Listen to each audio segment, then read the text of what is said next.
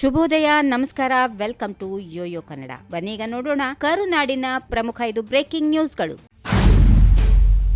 ರಾಜ್ಯ ಸರ್ಕಾರದ ವಿರುದ್ಧವೇ ಸ್ವಪಕ್ಷದ ಶಾಸಕ ಬಿಆರ್ ಪಾಟೀಲ್ ಲಂಚದ ಆರೋಪ ಮಾಡಿದ್ದು, ಸಚಿವ ಜಮೀರ್ ಅಹಮದ್ ಆಪ್ತ ಕಾರ್ಯದರ್ಶಿ ಜೊತೆ ಈ ಬಗ್ಗೆ ಮಾತಾಡಿದ್ದಾರೆ ಎಂಬ ಆಡಿಯೋ ವೈರಲ್ ಆಗಿದ್ದು, ಸರ್ಕಾರದ ವಿರುದ್ಧ ಪ್ರಹಾರಕ್ಕೆ ಬಿಜೆಪಿ ಹೊಸ ಅಸ್ತ್ರ ಸಿಕ್ಕಂತಾಗಿದೆ.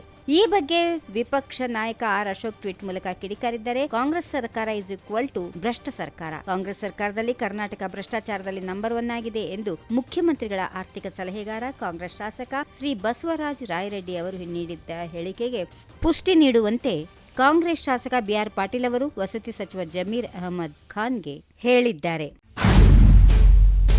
ಮುಸ್ಲಿಮರಿಗೆ ವಸತಿ ಯೋಜನೆಯಲ್ಲೂ ಮೀಸಲಾತಿ ಹೆಚ್ಚಳಕ್ಕೆ ಇಂದು ಸಚಿವ ಸಂಪುಟ ಸಭೆಯಲ್ಲಿ ಅನುಮೋದನೆ ನೀಡಲಾಗಿದ್ದು, ಸರ್ಕಾರದ ಕ್ರಮಕ್ಕೆ ಬಿಜೆಪಿ ಎಂಎಲ್ಎ ಸಿಟಿ ರವಿ ತೀವ್ರ ವಿರೋಧ ವ್ಯಕ್ತಪಡಿಸಿದ್ದಾರೆ. ಸಂವಿಧಾನ ಶಿಲ್ಪಿ ಡಾಕ್ಟರ್ ಬಿಆರ್ ಅಂಬೇಡ್ಕರ್ ಮತೀಯ ಆಧಾರಿತ ಮೀಸಲಾತಿ ನಿರಾಕರಿಸಿದ್ರು. ರಾಜ್ಯ ಸರ್ಕಾರ ಕರ್ನಾಟಕದ ಜನರನ್ನ ಮಾತ್ರ ಕೆಣಕುತ್ತಿಲ್ಲ.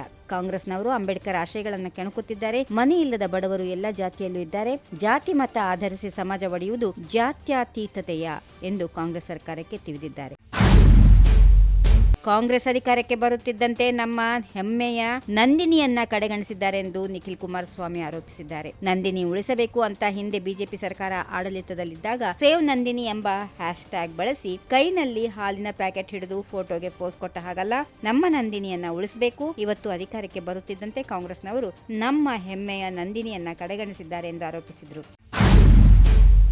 ಗೃಹಲಕ್ಷ್ಮಿ ಯೋಜನೆ ಫಲಾನುಭವಿಗಳ ಪಟ್ಟಿಯಲ್ಲಿ ಯಾವುದೇ ರೀತಿಯ ಪರಿಷ್ಕರಣೆ ಇಲ್ಲ, ಹೀಗೆಂದು ಮಹಿಳಾ ಮತ್ತು ಮಕ್ಕಳ ಅಭಿವೃದ್ಧಿ ಇಲಾಖೆ ಸಚಿವರಾದ ಲಕ್ಷ್ಮೀ ಹೆಬ್ಬಾಳ್ಕರ್ ಸ್ಪಷ್ಟಪಡಿಸಿದ್ದಾರೆ. ಈಗಾಗಲೇ ಏಪ್ರಿಲ್ ತಿಂಗಳ ಹಣ ಸಂದಾಯವಾಗಿದ್ದು, ಮೇ ತಿಂಗಳ ಹಣ ವರ್ಗಾವಣೆ ಆಗಬೇಕಿದೆ. ನಮಗೆ ಹಣಕಾಸು ಇಲಾಖೆಯಿಂದ ಹಣ ಬಿಡುಗಡೆ ಆಗಬೇಕಿದೆ. ನಮ್ಮ ಇಲಾಖೆಯ ಬದಲಾಗಿ ಈಗೆಲ್ಲಾ ಜಿಲ್ಲಾ ಹಾಗೂ ತಾಲೂಕು ಪಂಚಾಯಿತಿ ಮೂಲಕ ಹಣ ಸಂದಾಯವಾಗುತ್ತಿದೆ ಎಂದು ಹೇಳಿದರು. ಕಾರ್ಮಿಕರ ಕೆಲಸದ ಅವಧಿಯನ್ನ 8 ಗಂಟೆಯಿಂದ 10 ಗಂಟೆಗೆ ಹೆಚ್ಚಳ ಮಾಡುವ ಪ್ರಸ್ತಾಪವನ್ನ ಚರ್ಚೆಯ ಹಂತದಲ್ಲೇ ಇದೆ ಇನ್ನು ಎಂದು ಕಾರ್ಮಿಕ ಸಚಿವ ಸಂತೋಷ್ ಲಾಡಾ ಇಂದಿಲ್ಲಿ ಸ್ಪಷ್ಟಪಡಿಸಿದ್ದಾರೆ. ಕಾರ್ಮಿಕ ವರ್ಗದ ಹಿತರಕ್ಷಣೆಗೆ ನಮ್ಮ ಆದ್ಯತೆ. ಯಾವುದೇ ಸಂದರ್ಭದಲ್ಲಿಯೂ ಕಾರ್ಮಿಕರಿಗೆ ಅನಾನುಕೂಲ ಆಗುವಂತ ಯಾವುದೇ ತೀರ್ಮಾನಗಳನ್ನ ಸರ್ಕಾರ ಕೈಗೊಳ್ಳುವುದಿಲ್ಲ ಎಂದು ವಿವರಣೆ ನೀಡಿದರು. If you like this video, ಬೇಗ ಲೈಕ್ ಮಾಡಿ, ಕಾಮೆಂಟ್ ಮಾಡಿ, ಶೇರ್ ಮಾಡಿ ಹಾಗೂ ಯೋಯೋ ಟಿವಿ ಕನ್ನಡವನ್ನು ಸಬ್ಸ್ಕ್ರೈಬ್ ಮಾಡಿ.